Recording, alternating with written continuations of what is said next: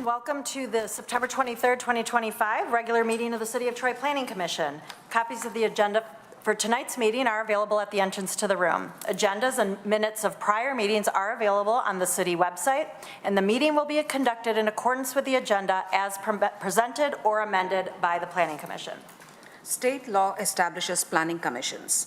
This planning commission is comprised of 9 residents appointed to serve a community. Members are appointed by the mayor and confirmed by the city council. Other individuals participating in the meeting include representatives of the city's planning department, city attorney's office, and the city's planning consultant, Carlisle Wortman Associates. If you wish to address the Planning Commission, please come forward to the lectern when recognized and put your name and address on the sign-in sheet. Please begin your remarks by stating your name for the benefit of the commissioners. All remarks are to be addressed to the Planning Commission and not to anyone else in the room. If you have a cell phone or any other device that might disrupt this meeting, please switch it off or put it to silent mode. At this time, I ask the Planning Commission Recording Secretary, Kathy Zarnicki, to conduct the roll call. Mr. Buechner? Here. Mr. Faison? Here. Mr. Fox? Here. Mr. Hudson? Mr. Krent? Here. Mr. Lambert? Here. Ms. Malala-Holly? Here. Ms. Parakis? Here. And Mr. Tagle? Here. Quorum present. Thank you. I hate to interrupt real quick, but my computer is requiring a password. I just noticed it now. I don't have anything on. Can I? Really? Yeah. That's what it says. I might have the password. You could take Oh, that you do? one. I mean, it's an old one. Yeah, sorry, I didn't look at it when I sat down. Oh, The computer where I was previously sitting is also unlocked, Oh, really? so I can bring it over. okay. It probably is just where it is, isn't it? Does it have to be plugged in? Yeah. Okay, it came up. Thank you. Lovely. Sorry about that, everyone. Okay, next is the approval of tonight's agenda. So moved. Motion by Mr. Fox, seconded by Mr. Lambert. Any discussion? Are we going to amend the, I don't think we're going to amend it because I think it's a public hearing. Correct. oh, okay. The agenda on the screen shows item 6 as a public hearing, and it should not. So could we Oh, I thought- amend the agenda to strike public hearing from item 6, just to clarify it for the record? Yes. Oh, I thought that was corrected. Yeah, I thought it was going to be corrected too. It was. Do you want to amend your, So I would like to make a motion to approve the agenda as amended to remove public hearing from item 6. okay, and that's okay, Mr. Lambert? And we are going to keep, I think you were referring to item 5, but we 5. are going to keep it on and go through it 6 is not. and take action on it because of the public hearing that we gave notice already. Okay, any discussion or questions? All right, we're ready for the vote, Ms. Zarnicki. Okay. Mr. Faison? Yes. Mr. Fox? Yes. Mr. Krent? Yes. Mr. Lambert? Yes. Ms. Malala-Holly? Yes. Ms. Parakis? Yes. Mr. Tagle? Yes. Mr. Buechner? Yes. Motion carries. Thank you. Next is the approval of the minutes from our August 26th, 2025 meeting. Mr. Buechner, and motion seconded by Mr. Faison. Any corrections, edits, comments? All right, I think we're ready for the vote. Okay, Mr. Fox? Yes. Mr. Krent? Yes. Mr. Lambert? Yes. Ms. Malala-Holly? Abstain? Ms. Parakis? Yes. Mr. Tagle? Abstain? Mr. Buechner? Yes. Mr. Faison? Yes. Motion carries. Great. Next on the agenda is public comment for items that are not on tonight's agenda. So if anyone's here to speak about something that's not on tonight's agenda, make your way forward. All right, seeing no one, we will move on to item number 5. And I'm going to turn it over to Mr. Savinant, who's going to explain to us what's going to happen. Yes, we received written correspondence today from the applicant requesting postponement of this item to October 14th, so to give them an opportunity to revise the elevations. So they've requested that. It is a public hearing, so I think it's appropriate to, we're not going to make a presentation because the item's going to change, but in the event that someone would have been here to comment on the public hearing, it's prudent to open the public hearing and then continue the public hearing if we postpone it to the date of postponement, which is proposed to be October 14th. Okay, so I believe Ms. Dufresne can correct me, but I think we should have a resolution to postpone to a date certain first on the table. No, we should open the public hearing, Okay, see if there's anybody here, okay, and then don't close the public hearing. Okay. Bring it back to the table for a motion. Technically, I talked with Ms. Dixon this evening because I wanted to be sure, it's technically not a postponement, it's a continuation of the public hearing. Okay. So, yeah, that should be the procedure. So open the public hearing. Yep. Invite comment, bring it back to the table, then ask for the motion. to continue. To continue the the motion. public hearing of this item. Yes. Okay, so without further ado, I'm going to open the public hearing. For anyone who's here to speak on this, who wants to speak on this item, please come forward. All right, seeing no one, I'm going to turn it back to Planning Commission. Mr. Fox. I would like to make a motion to continue the public hearing to a date certain, October 14th. Okay, till October 14th, 2025. Ms. Mulally-Holly's going to second that. Any questions? All right, I think we're ready for the roll call. Okay, Mr. Krant. Yes. Mr. Lambert. Yes. Ms. Malala-Holly. Yes? Ms. Parakis. Yes. Mr. Tagle. Yes. Mr. Biegner. Yes. Mr. Faison. Yes. Mr. Fox. Yes. Motion carries. Great. Okay, we're going to move on to item 6. Before we do that, I'm going to just, I'd like to recap a little bit about what happened on August 26th at our meeting, because it was almost a month ago, and there were a couple members who weren't here, but also for all of us who were here, I think it'd be nice to have a little refresher on the procedure, because Ms. Dixon came and talked to us about it, and in general, the meeting will be conducted in the same way. So we'll start with the Planning Department presenting the topic, then we'll invite the applicant to come up, present. We can ask questions of the Planning Department first, then we can engage with the applicant. Then what we're going to do is turn it back for a resolution, as we've been doing for the past year, which I think is good. We start the discussion. The change that happens, and you might have noticed when you were reading our notes or our minutes from the last meeting, is whenever there is somebody who wants to add something to the original amendment that was made at the beginning, you would propose a resolution to amend with whatever it is you're adding. So for example, let's say during a conversation with the applicant, we talked about increasing open space from 20% to 25%. Somebody would say, well, I'd like to make an amendment to do that. And then we would get a second, and then we would vote on it then and there. And then we move on and we keep discussing. But anytime there's something of significance that we anticipate wanting to be part of the resolution, we do it piecemeal and we add it as we go.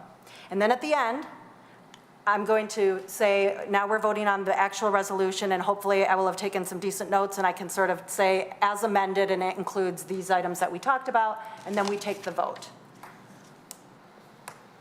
And does anyone have any questions, or does Ms. Dufresne want to correct me or I think that add? was a very good summary, but you don't have to do it piecemeal. If the person, after the initial motion, if the person who wants to make an amendment has a couple of amendments that they want to propose, you can do more than one proposed amendment. The problem is going to be if you can't get a consensus on each proposed amendment. So I guess we'll just have to see how this works. But yes, I think your summary was good, but you don't have to do it piecemeal. You may end up doing that if you can't get a consensus from everyone. Right. Make sense? It does make sense, but one question would be, that we kind of talked about, is, doesn't it sometimes make more sense then to have the discussion first and then just do the resolution at the end when we already have hashed out a lot of the stuff? Because I know we started putting the resolution to open the debate, or not debate, the discussion. And so now all of a sudden that piece of it makes everything more complicated, it seems. I understand. We're trying to be consistent with how City Council runs their meetings, but again, this is a different board.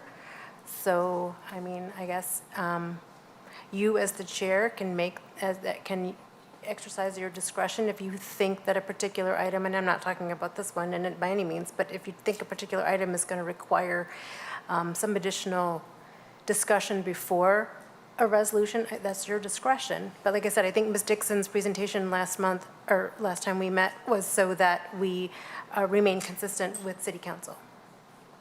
Okay. All right. Let's see how it goes. All right. So we are at the preliminary site plan review, SP PJPLN 2024-0014, proposed Pinnacle of Troy, Troy southwest corner of Crooks and Waddles, 3991 Crooks, PIN 88-20-20-226-15, 16, 17, and 106. Section 20, and it's currently zoned neighborhood node district. And I'm going to turn it, neighborhood node I, sorry. And I'm going to turn it over to Mr. Carlisle. Okay. Excuse me. Thank you and good evening. Just for a little background, this is the second time this has been in front of the Planning Commission. It's an application submitted for a one-family attached development at the southwest corner of Crooks and Waddles. The subject site is a little bit larger than 5 acres. It includes, it's largely undeveloped except that there are 3 existing single-family homes. Those would be removed if this application is approved. Again, it's zoned neighborhood node. The item was last reviewed by the Planning Commission on February 11th. There was discussion on traffic and circulation, layout and orientation of the development, compliance with the master plan, should be a plan there, internal vehicular movement, outdoor amenities, and percentage of green space that was required. I will note that at the previous application, the applicant was seeking a height variance. That height variance was sent to the Zoning Board of Appeals. They did not receive the variance, so they have come back with revised elevations that do comply with the height requirement. So the issue of height is not up for discussion tonight with the Planning Commission. But again, the item was postponed to allow the applicant to address those items. The revised layout is in front of you. It's 38 units. It's split between 10 buildings. Each building will contain between 3 and 4 units. Again, the primary or only access, I would just say, is off of Crooks Road. We note that the significant change of the development is that loop road, which now extends further to, it would be to the west of the development, as well as, again, there's a continuation of that outdoor amenity area in the southwest corner. The layout is significantly changed from what the Planning Commission last saw, and in our opinion, it's a much better layout than what you had previously seen. So again, the changes to the layout include the road configuration was amended to eliminate the dead ends and now provide a loop. Based on the change in the road layout, they have changed some some internal configuration of the layout of the units themselves. They've reduced the height to comply with the district requirements. They provided additional green. They're able to, by doing this, they're able to provide additional green space. We do note they did increase the number of units from 35 to 38. They have made changes to the elevation based on the discussion that we had at the Planning Commission with regards to entrances, as well as they have included now an inclusion of a 2.5 foot high decorative fence along Crooks and Waddles. Just a couple issues for discussion. The first we note is setbacks. They are compliant with the rear and side yard setbacks. However, we note they are seeking relief from the Planning Commission to move those buildings that front on Crooks and Waddles further back from what the requirement is. The requirement in this district is a 10-foot build-to line. They're asking for a little more relief because it is a residential project with a little more, allow for a little more buffer. They're asking for 20 foot on Crooks and 18 feet on Waddle. Again, we support this relief because it would provide a little bit more buffer from these residential properties. They are compliant with parking. We do note that there are 2 garage spaces per unit. There are 16 total guest parking spaces. They're kind of spread out throughout the development. We did have a question about on-street parking. The applicants indicated that they are not going to provide or allow for any on-street parking. And again, parking is compliant with ordinance requirements. We note overall landscaping does comply. We do want to talk about a little, or just note that they are providing the required screening. They're actually doing, they meet the required screening along both the west and the south property line. They're adjacent to single-family residential. In addition, they are proposing a 5-foot tall aluminum decorative fence that would be in addition to the screening. And again, landscaping is compliant. So the main point of discussion that we had in our review, and it really is a kind of a carryover from the last Planning Commission discussion, was the issue of the elevations of the front. So as set forth in the zoning ordinance of the neighborhood nodes, primary entrance is required to be identifiable and usable and located in the front parallel to the street. How we've interpreted this in the past is that for all buildings fronting a public right-of-way, the primary entrance shall be oriented towards the street. And so we use the example of Midtown Square, which doesn't fall under the neighborhood node zoning district, but it is kind of built to what the neighborhood node would require. So this is an important element of the zoning code, and especially the form-based code. And by orienting the front facade to the street, it's really advancing the intent of the neighborhood node districts by strengthening the public realm, minimizing some visual clutter in front of the building, encouraging pedestrian activity, and supporting district objectives. So the result traditionally in the nodes or in form-based districts is to have more of a townhome type development that would face the street with the main entrance facing the street and parking in the rear, either by an alley or a rear street. What the applicant is proposing is the elevation shown in front of you. They're asking for an at-grade terrace with an overhang that fronts on Crooks and Waddles. And so this is an example of the elevation. You note there is a sidewalk that runs from either Crooks or Waddles, depending on which elevation this is, that runs to that front building, and there's a terrace, and there's some doors that you can see there to enter into the different units. One thing we did note when we actually compared the elevations to the floor plan is there's two separate floor plans that are being proposed. The first floor plan, which is the top one, opens up into a small, so the patio or terrace is on the top. It's that gray box. And then once you enter from the terrace in floor plan 1, it's outlined with a small foyer with a half wall. Floor plan 2, the terrace enters directly into the living rooms. So that's part of the discussion about, is that the primary entrance to the building? So again, while they are introducing an element of outdoor space for those terraces, it's not clear to us that it functions as the requirement to the primary entrance. So again, we're asking the applicant to explain to the Planning Commission the functionality of that front entrance, how the floor plan and the orientation supports the principle of the primary entrance fronting on the main street to address those issues that we're trying to achieve in the form-based district. And again, how the configuration of the terrace doors and living room is consistent with the neighborhood node emphasis of active pedestrian street frontages, identifiable street-facing entrances, and minimization of blank walls and rear-facing layouts. So again, with further clarification from the applicant, we'd like to have that discussion about how they meet these requirements of the form-based districts. There are standards that the Planning Commission should review. I spent a lot of time talking about these standards in my discussion, mostly about the building orientation and entrance. So there's standards for design. There's also the site plan standards that we're well aware of. And so we are asking the Planning Commission to discuss, first, is the compatibility with the 2040 master plan. We spent a lot of time discussing the master plan at the previous meeting. And then secondly, discuss the primary entrances and the frontage discussion. In addition, the Planning Commission should consider the site plan standards and the design standards in the form-based districts. Thank you. Thank you, Mr. Carlisle. Does anyone have any questions of Mr. Carlisle? Yep, Mr. Lambert. Thank you. Mr. Carlisle, the park that they have proposed for the site, is that considered, or is it important to clarify whether that's a park open to the public or just for the people that live in the proposed project? It's a great question. It's a point of discussion. Our understanding it was our understanding was it was intended for the users of this development or the residents of this development. However, they have not indicated that they would prevent people from the public from using it. But again, there's no direct access to it from the sidewalk, and that's certainly a point of discussion with the applicant. Great, thank you. Yep, Mr. Faison. Just a question on primary entrance, because I saw some reference in the package of two primary entrances, or maybe two main entrances, and that just seems inconsistent. Like, I view a primary entrance as there's only one primary entrance. So I guess I'm asking, is that the right way to look at it? Yeah, I mean, we struggle with this. What's a primary entrance, what's not? What makes it a primary entrance or what does not? I mean, by entering a foyer, does that make it a primary entrance versus entering into a living room?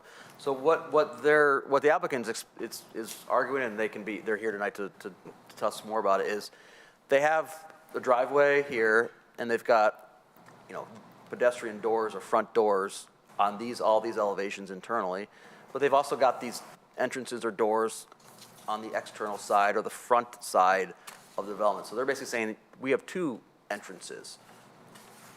Which one's primary and which one's secondary is certainly a point of discussion that they can have. But they're saying we have two entrances, one here off of Crooks and Waddles, and then one internal off of the driveway in the internal streets.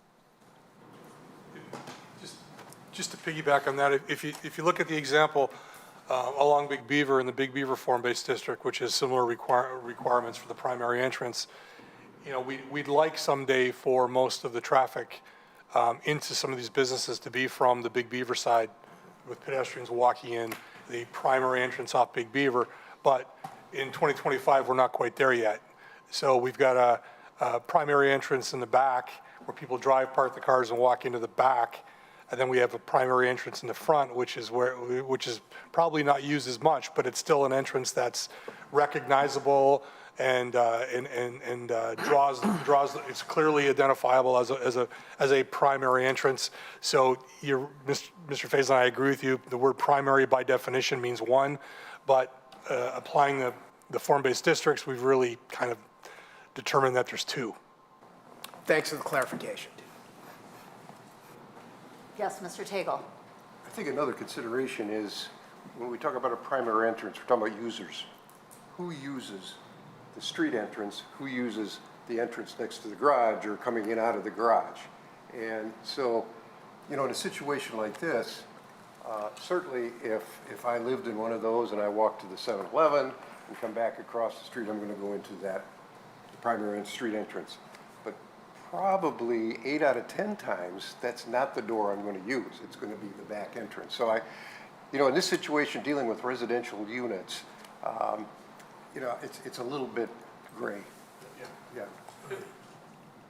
And clearly, that's been kind of the discussion we've been having about this project, as well as the node language about primary entrance. It's a little gray, and it needs some nuance and some discussion. Thanks. Yeah, Mr. Trent. Yeah, when I lived in Detroit, we had, it's a regular street with a garage in the back, not attached. And the point is, we rarely use the front door. We drove in the car into the backyard to the garage and came in the side door of the house. So that hasn't changed in, who knows, 100 years, that kind of situation. So, I think what we've got here is a correct solution. I'm not going to say, what one is primary, because quite frankly, our primary door to the house was a side door. So I think it's fine the way it is.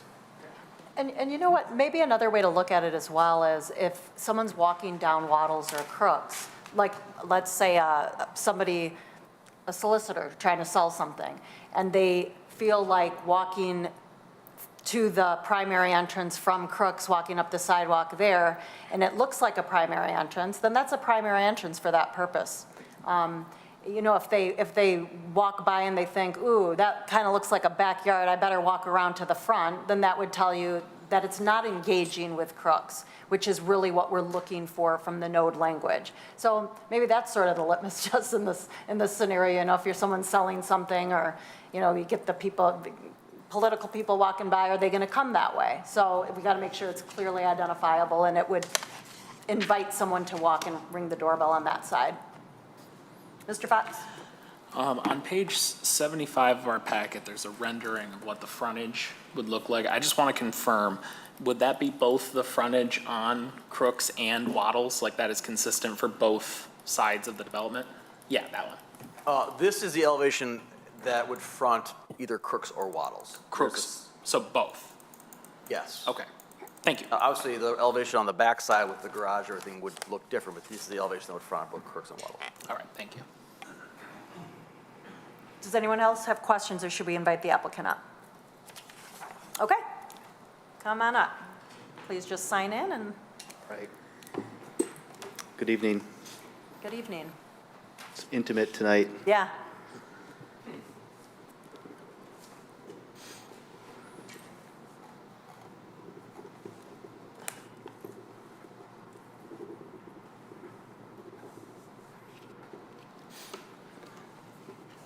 My name's John Hauser. I'm with PEA Group, and as you guys remember, we were here in front of you in February. As Ben explained, it was a good opportunity to kind of hash through some of the circulation issues that everybody had. I think we came up with a good solution. We've had a number of meetings with Ben and Brent and JR when Brent was away, which was helpful to keep the communication going. So did not get the height variance that we were requesting, made the changes. back in front of you. I'm here with David Donlin, the architect for the project. I think I guess if we're going to talk about the land use, I know that's one of the things that needs to be discussed, or the planning department would like that discussed amongst you. When it comes to the primary entrance, I think what Chair Parakis and Mr. Krent and Mr. Tagle, we share the same viewpoint. So without really expounding on it a whole lot further, kind of here to listen what you guys have to say, and hopefully we can react and respond appropriately for you. Great, thank you. Thanks. Who wants to get us started? Mr. Lambert? I know one of the concerns, go ahead. Let me ask, I'm going to preface my participation. I have a hearing problem, okay? And I noticed that the system is for recording, not so much for, I'm not hearing sound amplifying system. So I would appreciate it if you're talking, talk a little slower, be a little more articulate, and talk towards me so I can hear. I would appreciate that very much, so I can understand. Otherwise, I'm going to ask John to repeat the question for me so I can understand it and help we have a in this aide. discussion, please. If you have something, We'll give it a shot. well, There's a volume control. Wow. Here. Be careful what you ask for. Can you hear them better now? well, Hello, Can hello. somebody- John, Does that work any better for you? Testing, 1, 2, 3. no, give me a, Volume, right? Volume up is that one. try again. Testing, Testing, 1, 2, 1, 2, 3. 3. Well, let's give it a try. Thank Hello, you. hello. Thank you. Thanks for your assistance. All right, Mr. Lambert. Give it a shot here and see how it works. Thank you. I know one of the concerns being expressed or the intent of the neighborhood notes is to encourage pedestrian activity, and would you be willing to maybe put some benches along the front of your development to encourage people to actually walk in front of your project to encourage pedestrian activity?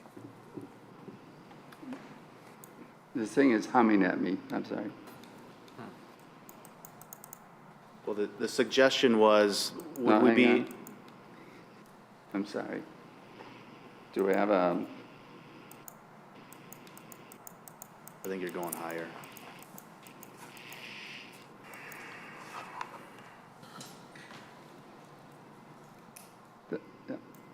no, this is way too loud. Well, we'll try it without. Okay, I heard the question. Possibility of placing a bench along the way. As a matter of fact, John and I talked about that a little bit too. And we thought right at the corner where we have some landscaping might be a nice place to put a bench. So that's a possibility. Thank you. While we're on that, I'm going to just add that there's on the corner of Crooks and Waddles, there's sort of like a triangular grassy area. I was picturing, I don't know if this is well, yeah, you can see it. If you could put a couple benches there. But the other way that you could interact too, just sort of with the node, is if you were to add a sidewalk right off Crooks heading right into the park area where the path is. So for example, if there were people who grabbed something from 7-Eleven and started walking and wanted to stop and have a seat in that grassy area, if you made it a little bit more of a public park, it would sort of engage the node a little bit in sort of creating that pedestrian traffic feel. I mean, I don't know if it's something you guys would be willing to do. That's a good question. I think I'd like to interact with the applicant. He couldn't be here tonight. He's out of the country. But, is that what the development wants, to have people walking down? We've got Bolin Park just to the south. This area, we pictured it more of an intimate for the residents. My personal opinion, that isn't what the realtor, the people trying to sell this, and the people that are going to live there would really be looking for. It's the type of pollinator garden with the chipped limestone path and the culinary herbs. Just the intimacy of it wasn't something that we envisioned necessarily for the public. It's on private property. Liability increases a little bit the more you invite people in. You know, this, I think we talked last time about kind of the price point and the size of these homes. I would imagine there'd be some pushback from the developer and the people trying to sell this in that regard, so. Okay, Mr. Tagle. Is this a HOA? Is this going to be a homeowners association?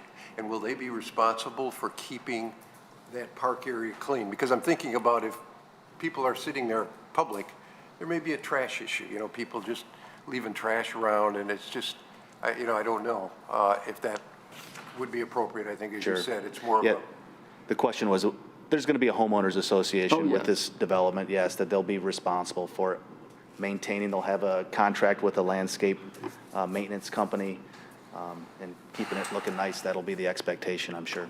And there's anticipated cutting the grass every week, just like we do normally in all of our homes. right. So it'll help keep it clean. Ms. Malala-Holly? Thank you. What is the area, the size of the green space at the corner of Crooks and Waddles?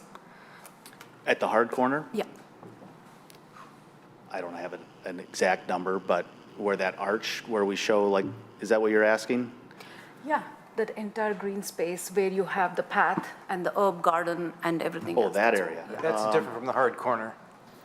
Oh, I'm sorry, yes, it is different. Yeah. I'd have to look at the plan to see the dimensions, but I'm going to guess that it's going to be 70 by 120. Yeah. It's a guess. Okay, and this herb garden, just give me an idea. I haven't heard anybody put that kind of a. Yeah, herb garden or pollinator garden, right? So natural, native type of vegetation that it's going to invite pollinating insects. I don't know. The bees, the butterflies. Right. Yeah. The pollinator garden I'm Wild familiar bergamot, with. milkweed, that kind of stuff. Like Okay, if, okay. you know, There are also some pergolas that are mentioned in the packet. Where exactly are those going to be put in? Yeah, the pergola is proposed, if you look at that particular pocket park, we'll call it, at the northwest corner of it. So up by the parking spots would be kind of an entrance. It's buzzing at me too. Thank you. So that would be, Sorry about that. that would kind of indicate an entrance for that, you know, something decorative, inviting, like I mentioned, it's for the residents, that's their access to it. Kind of a calm spot to hang out, and I don't know if you've ever spent any time, like, I love going to Oakland Township, and they've got huge fields of beautiful wildflowers that they maintain, and it's really, it's nice, you know, and it's the type of vegetation that, while I'm sure this area will be irrigated, that can sustain itself in times of drought. I mean, that's why they're native, and that's why they're wild. They've got that ability to do that, so. Got it. Okay, thank you. Mr. Fox? This might have occurred to me a little late, but I just want to confirm with Ms. Dufresne. I did vote on this variance. Does that matter with this property? You can't vote twice. Yeah. So I should recuse myself from this conversation, should I not? Okay, cool. I didn't realize Well, you I voted have not had much to say, so wish you guys a good night. I will probably go home. This is our only item, so. Well, you want to remain for the planning gathering. He can watch the video. Thanks, Mr. Fox, for bringing that. Yeah, I No didn't. problem. It occurred to me think- like, yeah. right, yeah, so. All right. I'll catch you guys later. Thanks, Mr. Fox. Let the record reflect that Mr. Fox left the room. Okay. I have a thought. Mr. Knapp. I'm glad to hear about the garden with the wildflowers, and you mentioned milkweed. Specifically, we had 5 chrysalises from monarchs in our front yard, and it's lovely to see them returning, and for you to put that kind of natural greenery in that obviously helps the insects and necessary, butterflies, et cetera, to come in. I think it's great. I'm glad there's a thought to that, because it's not just to create an environment that lends itself to visually nature around you will help a dense community like you're developing. It just kind of makes it a little softer, and I appreciate what you're doing. Yeah, thanks, that's nice to hear. it's the simple things, right? That little butterfly blooming out, and yeah, it's great. Mr. Savada? Yeah, not to belabor the point, but the suggestion of a bench on the hard corner, a bench or two on the hard corner, we talk about the simple things. A bench, a durable bench that's going to be there for a long time, I think is something that's simple. The Troy's in the process of transitioning from an auto-centric community into a community that values walkability. And we're seeing more trailways, we're seeing more investment in pathways in the city. And along Big Beaver, we've got those areas where I think where the Big Beaver corridor is working is that realm between the public realm and the private realm where it overlaps. And we're not quite sure where the line is. And we go walking and we sit on a bench, and maybe that bench is on private property, maybe it's on public property, doesn't really matter. No one's going to shoo you away if you sit on their bench. But I think it adds the experience, it adds experiential, it adds an amenity for people, even residents here are walking their dogs or just going for a walk. It will be used by residents. It will be used by residents who don't live here. And I think it's a step in the right direction for that simple amenity that I think is not going to take a lot of maintenance. If you they spend money on a good durable bench, I think it would go a long way into making an improvement to that corner. Thanks. While we're on this topic, I'm just curious, there are, on the corner, the northwest corner of Waddles and Northfield Parkway is a pond and a big area with benches, and I don't know who owns that, but I know anyone who wants to walk around there can. Then there's a place on the northeast corner of Long Lake and Coolidge, sort of across from the high school. Same thing, although they do have signs that say this belongs to a certain. Condominiums, yeah. Northfield Hills. Yeah, okay. So I guess, sort of along to your point, the hard corner for sure should take a bench, I think.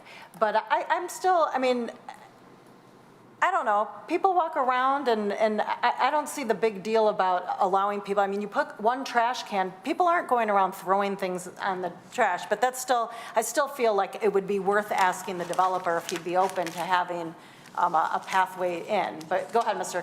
Carlisle. I did look actually the detail, the outdoor amenity space detail. There are proposed 4 benches in the internal walkway loop system, but there is an access if you go along the drive aisle from Crooks, but there's not that direct connection that you spoke about. Yeah. Okay. Other questions, comments?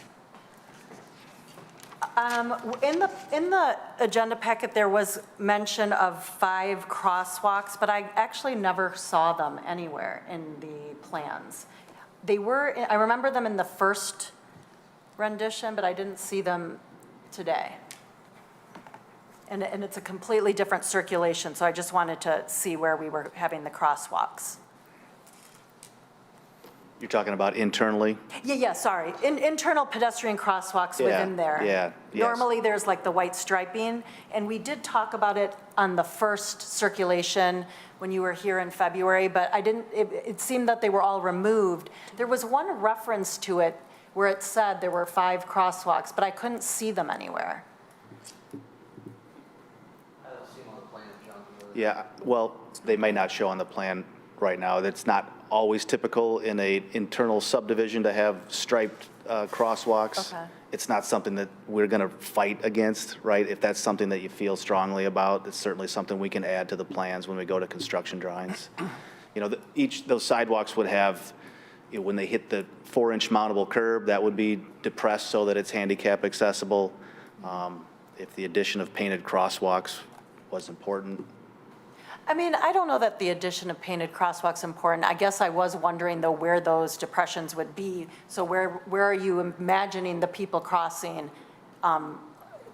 Parents with strollers? Sure. Wheelchairs, whatever. So I just wanted to know the pedestrian circulation. Would you like Mr. Hauser to use a pointer on that screen? Yeah, I mean, if you know where they would be, yeah, I would love to see Pointer. that.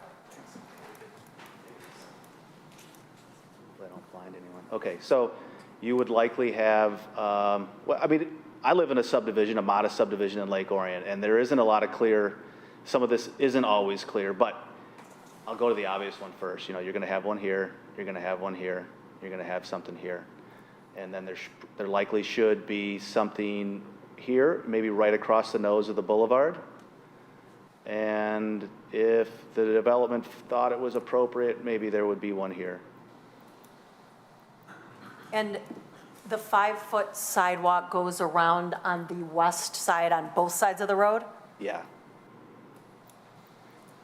The only place the sidewalk doesn't really continue is on this side here. Oh, I see. So it doesn't, on that west top side, Right. so it's not on both sides of the road? Okay.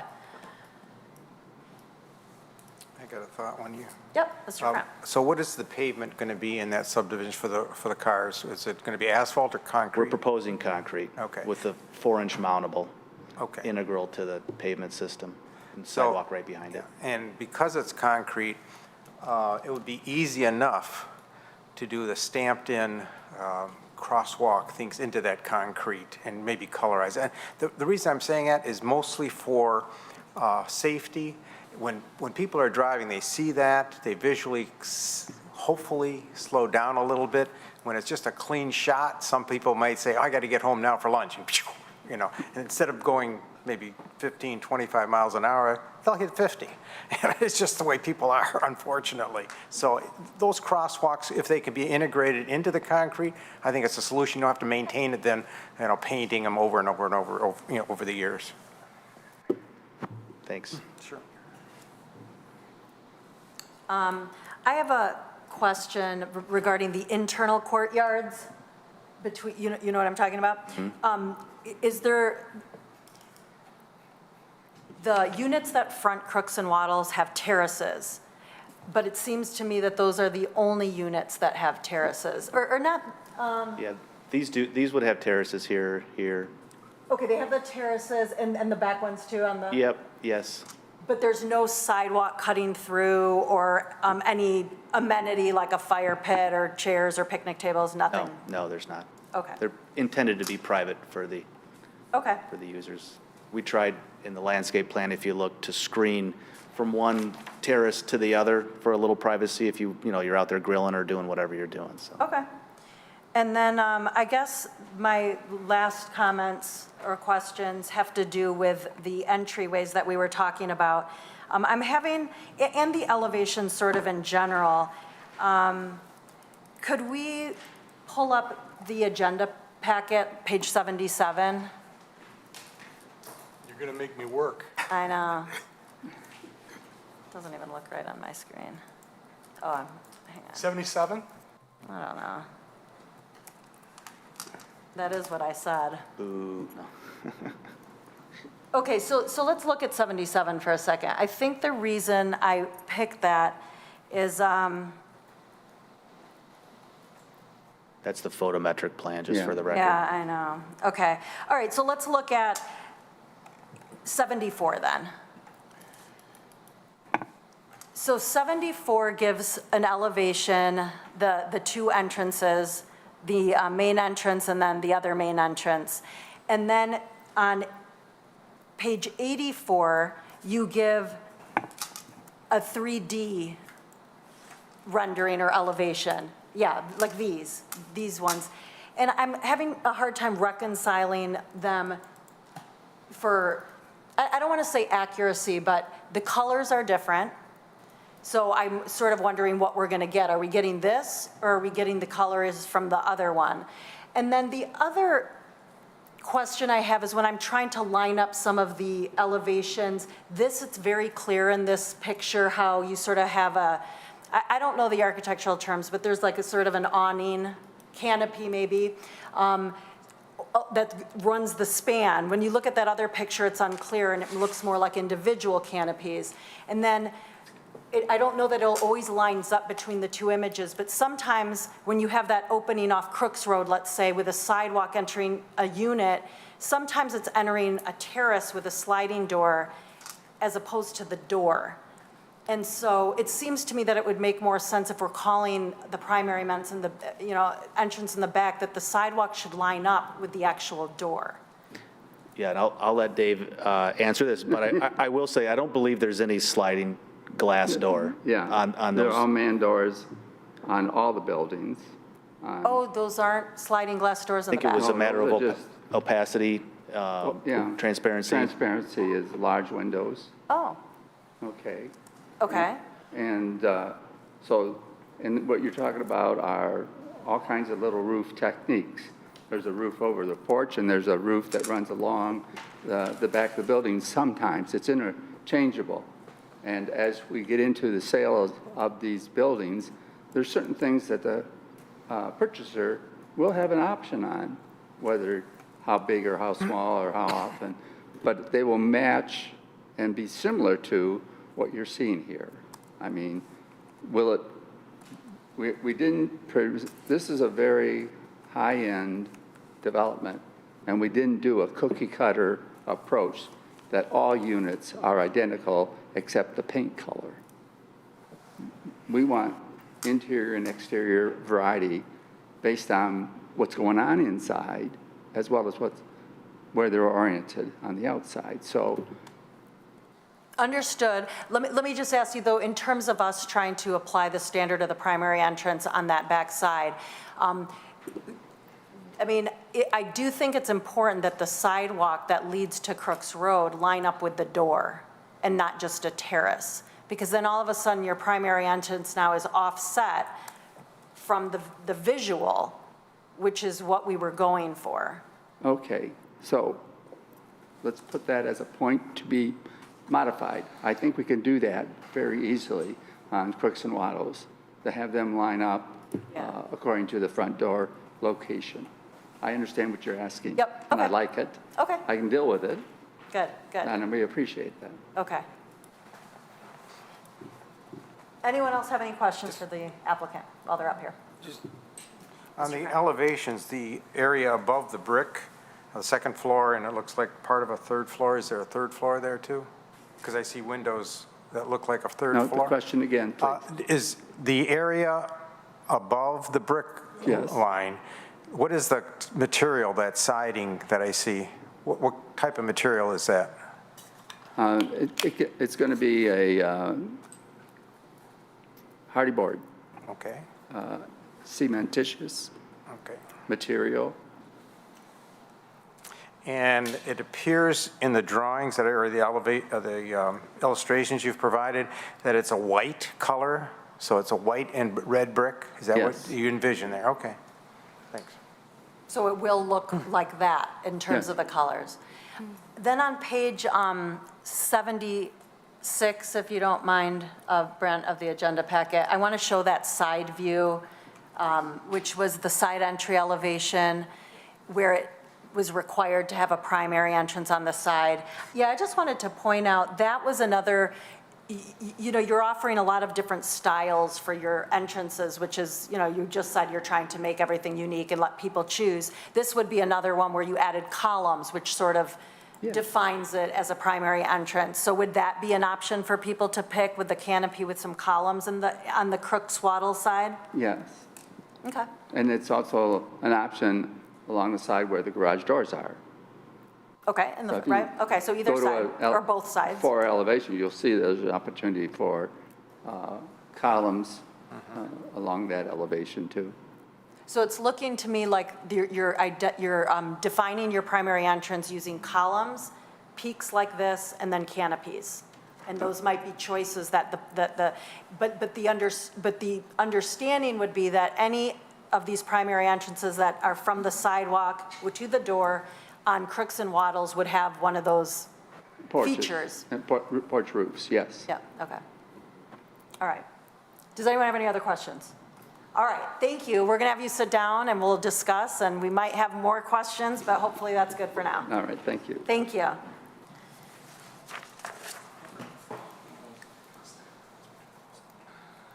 All right. So where are we at? Mr. Lambert? I don't know if there's, even though it's not a public hearing, I don't know if there's a gentleman in the audience who wants to provide Yep, citizen input. You're right, so- that's up next. We are now going to open it up for public comment. If there's anyone here tonight who wants to come and speak on this item, we'll go ahead and have you come up. All right. I don't think there's anyone here for this item, so we will turn it back to Planning Commission discussion. But first, a resolution. Well, whatever people feel like. If people feel like we're ready for a resolution, so we can start discussing, I encourage it.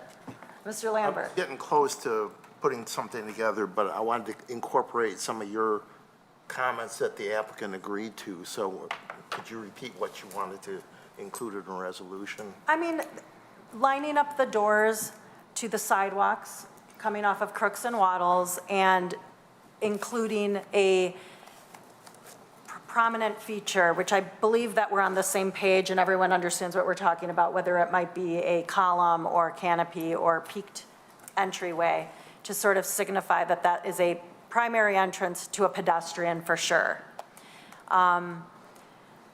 We definitely want to see benches at the hard corner of Crooks and Waddles, and I don't know that they're prepared to agree to an entry off of Crooks into their park. It's something that I was interested in, but I don't know that you'd put that in your resolution. And the crosswalks? And the crosswalks. Some type of marking where the roads are, I don't even know how to say, where the curbs are depressed, which indicate a crossing, they would put something. I suspect that during engineering review, that engineering would have flagged it and required it. Okay, okay. Was there any, the lighting, everything was fine with the lighting, I believe? Okay. Lighting, landscaping, everything, yeah. Yeah, Mr. Buechner? Ms. Dufresne, is this what you wanted us to be heading towards, is to make a few amendments and then Well, we don't propose have a a resolution? resolution on the table. I think Mr. Lambert and Ms. Parakis are trying to gather thoughts for that, which is fine. I mean, this is your. Is this what you would expect, or are we heading in the right direction? This is fine. Okay. This is fine. We're all still learning this new little procedure, little tweak. Yes. Well, I'll go ahead and try to offer a resolution here, and obviously, people can make amendments, so resolve that preliminary site plan approval for the proposed Pinnacle of Troy, southwest corner of Crooks and Waddles, being 3991 Crooks, PIN 88-20-20-226-015, comma, 016, comma, 017, and 106, section 20, currently zoned NN Neighborhood Node I. District meets the neighborhood node design standards set forth in section 5.06E and the site plan review standards set forth in section 8.06 and be granted approval subject to the following conditions. Number one, the applicant to add a type of pedestrian bench approved by the planning department located at the corner of the property facing the Waddles and Crooks intersection. The applicant, number two, the applicant to add the appropriate crosswalks within the site.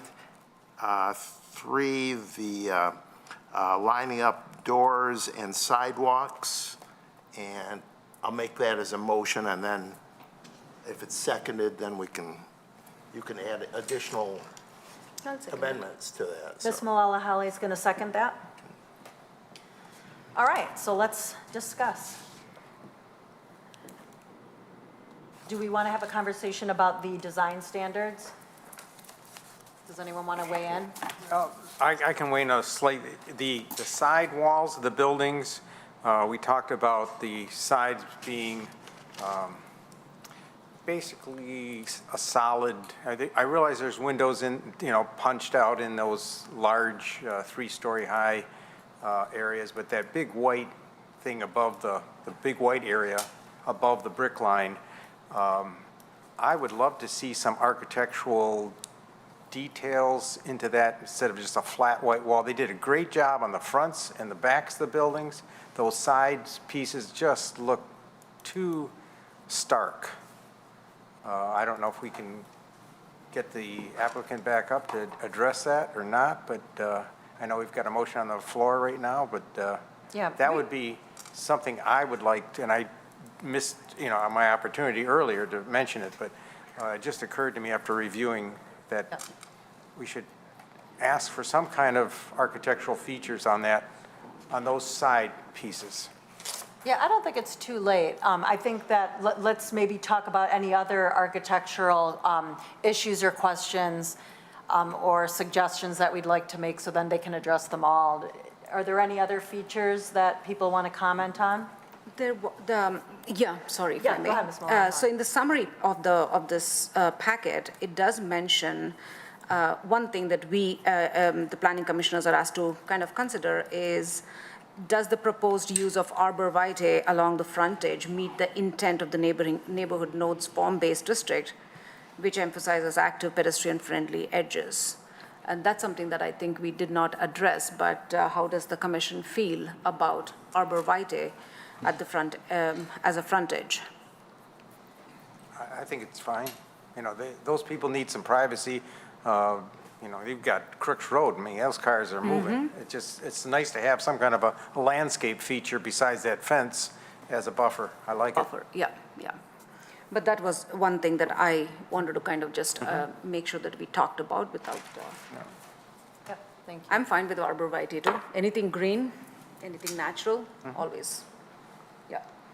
That triggered my memory about something that was mentioned in the presentation that I have a question about, which is that 5.5-foot fence that would go around the perimeter of the property. Well, I guess the south and the west side. And it would be a 2.5 foot fence around on the Crooks and Waddle side. But first of all, would that be in front of the landscape? Like, who's looking at the fence? The outside, like the landscaping is going to be in their yards with a fence behind? I think the rendition If you look at shows, number, page the 84. fence is first and then 84, you'll see the fence is the fence faces to the outside Yeah. of the arborvitae. Well, that's the low fence. Yeah. Yes. So I'm talking about the 5.5-foot fence. It would be on the property line, and then the screening, buffering, landscaping would be interior to that, so interior to the development. So it would go house, yeah. John took my pointer. Go, you can, I just couldn't see the fence, so it's there? it's not shown on, it's not shown on the rendering, it's shown on the site plan. Yeah, and then the buffering would be between where that green area is. So my question is it customary to be fencing neighborhoods like this? We had standards at one point, we had walls separating Yeah. neighborhoods from other neighborhoods. The subdivision just to the south of this is, I mean, I just haven't seen one in a really long It's time. not, the fence is not a requirement. They're adding that in addition to the landscape buffering, which is a requirement. It almost feels like a gated community, except there are no gates. I think that It was. does, and I thought that, I mean, I've been on the commission for quite some time, and there's a couple times that people talked about fences, but, you know, our zoning ordinance provides some pretty elaborate landscaping to serve the purpose of creating privacy and whatnot, and a fence is more like I thought it was more of an old-fashioned keep out kind of thing that we were getting away from, so it surprised me, I have to say. I'd like to add, if I could, that Yes. fence was added at the request of the residents that Kamal and David have done extensive. I read that. Interaction work. So I read that's- that, but I that's what- still wanted to bring it up. No, I understand, but it's not a chain link fence. It's a nice decorative aluminum Understood. fence. That's something that they wanted to see. Understood. All right, Mr. Buechner? I think if any of us lived on the other side of where they were driving, and we lived on that side, we'd want a fence there. If I were that resident, or anybody I think in this room were that resident. Now, going to the left, you're gonna hit a building. Going to the right, I wouldn't wanna live there, and you got three different things going. That is to our north, but it's really to the west, I believe. But if you lived in one of those homes and the cars are driving that way, the trees would block it a little bit. I think the fence would keep the lights from going. I think that's probably part of it. The fence isn't going to block light. Oh, what kind of? It's completely decorative. It's this black wire Page fence. is it on? It's a 5-foot black iron, wrought iron fence. Oh, so it won't block Metal light. I mean, I live on a property that borders another subdivision behind me, different subdivision, and it's just, there's trees. It's open. That separate us. Yeah. I mean, and sometimes we walk into each other's yards to cross to another neighborhood. because we're all friendly neighbors in Troy. So, yeah, okay. I don't know. I mean, I guess they asked for it, and are we fine with it? I don't object. I think it's fine. All right. We were going to invite them up to address your, Yeah, the starkness of the end Okay. pieces of the building. I Is think, there- yeah. What can be done to kind of soften that look of a solid, flat wall, even though they've got some windows in it? Yeah. You're talking here? Yeah, exactly. Yeah. There are some rooms on that upper level. It's the half-story partial room. And there's opportunities to add a window to that end of the building, but not a lot because it's not that wide of a room. Yeah. That type of thing. But I think a window and maybe change the texturing of the material. Instead of all flat horizontal siding, we'll look at and see if we can use a different texture. Yeah, I think the actual texture change, something to just break it up, break up that solid look. You said this is for high-end people, and that particular wall doesn't look high-end to me, that's all.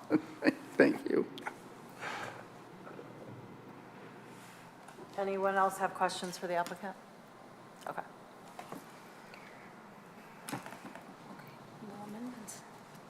All right, any other additional amendments or any discussion? Are we ready to vote?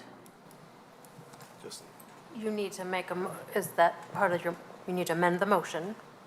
You have a motion on the table that's been seconded. So now, sounds like Mr. Krent wants to add an amendment to the motion. Okay,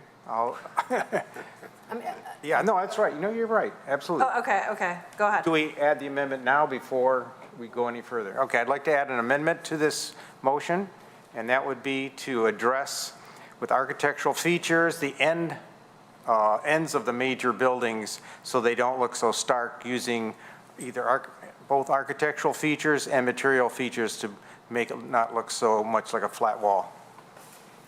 Do we have a second? second. Mr. Lambert. All right, let's go ahead and vote on that amendment to the existing resolution. Just Yep, go ahead. one question for, I guess, for Mr. Savidan. Does that amendment allow you to give the appropriate input to the applicant? It could have been a little bit more specific because I heard the applicant say that he was willing to add texture on that half story. So it's been referred to this has been referred to a number of times as a 3-story building. It is not a 3-story building. It is a 2.5-story building. So on that half story, I heard Mr. Donellan state that he'd be willing to add a small window as well as material texture changes. And I think your proposed language, you said he. Architectural features and material changes. Okay. So I would prefer something more than just texture. So a window A window. and texture changes on that half level, that half Yes, story. for that half story, yeah, sure. So sorry, Madam Chair, does that give you the Yes. input you need? Okay, all right. Okay. So we're voting on the fourth? We're voting just on the fourth amendment, which will then be, when we vote on the resolution, it'll be as amended if this one passes. So right now, we're just voting on what Mr. Krent just talked about, which is basically adding to the sides of the building. Cosmetic. Okay. We ready to vote on that? Yes. All right, roll call. Vote. Mr. Lambert? Yes. Ms. Malala-Holly? Yes? Ms. Parakis? Yes. Mr. Tagle? Yes? Mr. Biekner? Yes. Mr. Faison? Yes. Mr. Krent? Yes. Motion carries. Thank you. I just thought of one more question about the street parking. I'm just curious, you said you're not going to allow street parking. Are the streets big enough, wide enough to allow street parking, and you're just going to have a policy of no parking, or is it because the streets can't have street parking? The streets from back of curb to back of curb are 24 feet, so there won't be parallel parking on the street. Obviously, the designated locations are for parking, but for fire department reasons and accessibility, Okay. there will be no parallel parking on the street. And is that EVA, is that the thing on the side over here, is that an EVA? Correct, Okay. yes. Okay, thank you. All right, anyone else have any questions? Okay, so now we're ready to vote on the resolution, the original resolution that was proposed by, was it? It was, okay, Mr. Lambert, and as amended. So that would include the original resolution, which included being conditioned on putting benches at the hard corner of Crooks and Waddles, establishing crosswalks within the site, lining up the doors and the sidewalks along Crooks and Waddles, and making sure they have primary entrance features. And then, as amended, includes the resolution that we just passed, which is addressing the architectural features on the ends, the sides of the buildings. Discussion? Yeah, just appreciate the applicant's efforts to radically improve the plan compared to what we saw back in February. Looking at the design standards at 506E, and then also the site plan review design standards. Based upon the discussion that we've had here with the applicant, I believe we have met those standards, so I'm looking forward to voting yes on the proposal. Mr. Lambert, did your original motion contain the primary, I thought you left that out and said Left what out? the discussion about the prominent feature of the primary entrance. I thought you left that out of your original motion. It wasn't included in the motion. That's why I wanted to bring it to discussion so that the record would show we Right, so the original, I'm saying, discussed. the original motion does not contain anything about the primary entrance. Right. Meaning when I said that you line up the doors and the sidewalks? No, it's different. That's in there, but you said something. Yeah, I did. I added maybe something that wasn't there, is what you're saying. Another amendment? Well, I mean, what do is there a consensus on that? This is the features that Yeah, the demarcate features. that. Yeah, I'm I sorry, agree. we talked about it after, okay. So, I'm going to propose a resolution that we, that those entrances on Crooks and Waddles have features of a primary entrance added to them. Does anyone want to second that? I will. Mr. Krent's going to second that, and we'll go ahead and vote on that amendment. Is that the number 5, or is that an amendment to one of the earlier ones? Well, this is its own amendment. Okay, so it's number 5. No, it's not number 5. It's not number 5. It's its own amendment. Yeah, it's its own amendment. Thank you. The original amendment had 3 conditions on it. 3 conditions, And then we just passed one amendment, and we're going to vote on a second amendment.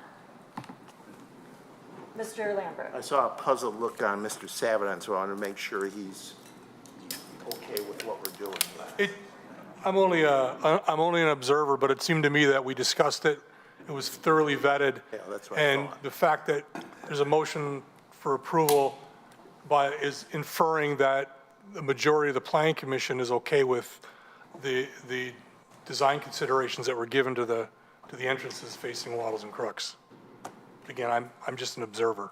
I just don't see why the need for a amendment to the motion. I don't understand what the need is for that.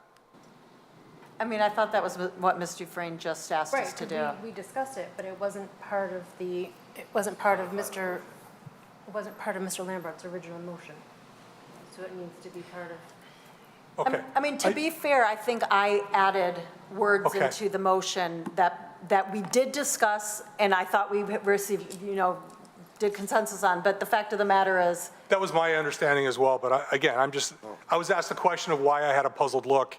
Yeah, And it yeah, seemed yeah. to me that there was consensus. Yeah. But if Ms. Dufresne is suggesting we take another step, I'm going to step back. okay. I think we're ready to vote on the second amendment With the one item. with the one item. Okay, thank you. Ms. Malala-Holly? Yes. Ms. Parekis? Yes. Mr. Tagle? Yes. Mr. Biegner? Yes. Mr. Faison? Yes. Mr. Krent? Yes. Mr. Lambert? Yes. Motion carries. And I think that we're ready to vote now on, I just want to make sure it's clear what we're voting on.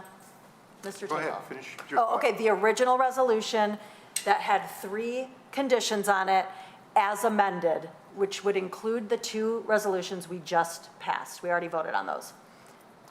We have the authority to alter the setbacks, the 10-foot build setback. Does anything need to be said about that, or by accepting the site plan, that's automatically understood? I'll let Mr. Yeah, no, Freeman. I believe that because that's how it's presented on the site plan controls.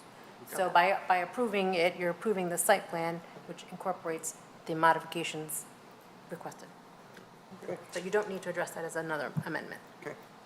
Darn, okay. I tried. Is everyone clear on what we're voting on at this time? Is everyone clear? I'm ready. All right, thank you, Mrs. Zarnicki.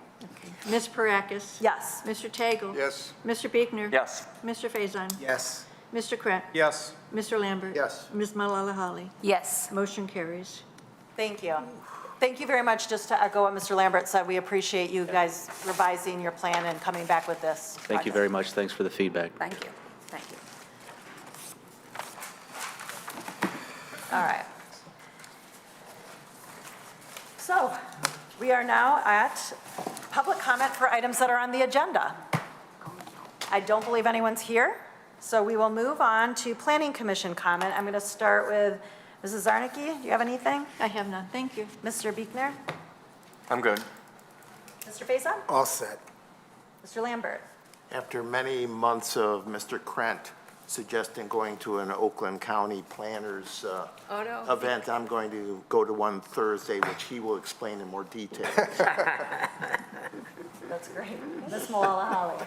I just have a quick question for Brent. Brent, the child care project that we approved a couple months to almost a year back, I don't remember exactly the timeline of it.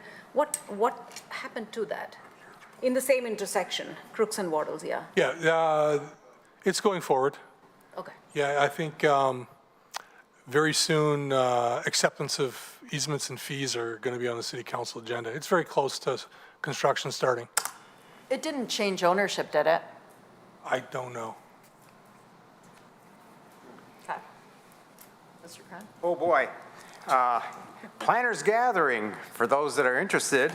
Oakland County's having the next Planners Gathering on this Thursday. It's only a couple days from now, 10 a.m. to 11 a.m. It's a webinar, and it's the featured subject is aging population in Oakland County. So how are we going to deal with it? We're going to put us out to pasture or not?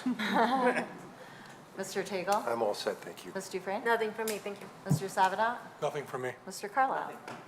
I just want to say, I know we've talked a lot about Crooks and Waddles, but I want to say that if you guys haven't driven by on Waddles on the south side, the church that came before us, I think you're involved in it. Mr. Tagle was involved in that application. We approved it, I don't know, a year ago. It is now done. It's open and it looks amazing. It used to be a huge eyesore. It was a terrible parking lot. Now the parking lot looks, I mean, I've never complimented a parking lot before, but it's got trees and green. The new facade looks fantastic, and it's great to see a building be repurposed like that. So Waddles and what? between Waddles, it's on Waddles, the south side between Crooks and Coolidge. Crooks and Coolidge. And I think Oh, it's yeah, yeah, called the Wisdom City Church. Correct. Okay. Yep. So if you haven't driven by Well, it there, used to be Very Motor City. vibrant also. On Yeah. a Sunday, I agree with everything you said. oh, I haven't driven by on a Sunday, so you're saying it's actually well-attended? Oh, absolutely. Oh, that's great. Absolutely, yeah. Cool. That was a name change from Motor City. Correct. Yes, yes. And I did see a sign up by the Zion, it's coming forward at some point, I guess. Okay. An application was submitted for a it's residential community. I think there's 3 different housing types. And remind me how many units? 156, is that right? That's a city. That's a mini city. Okay, all right, that's all for me. Meeting adjourned. Nice job.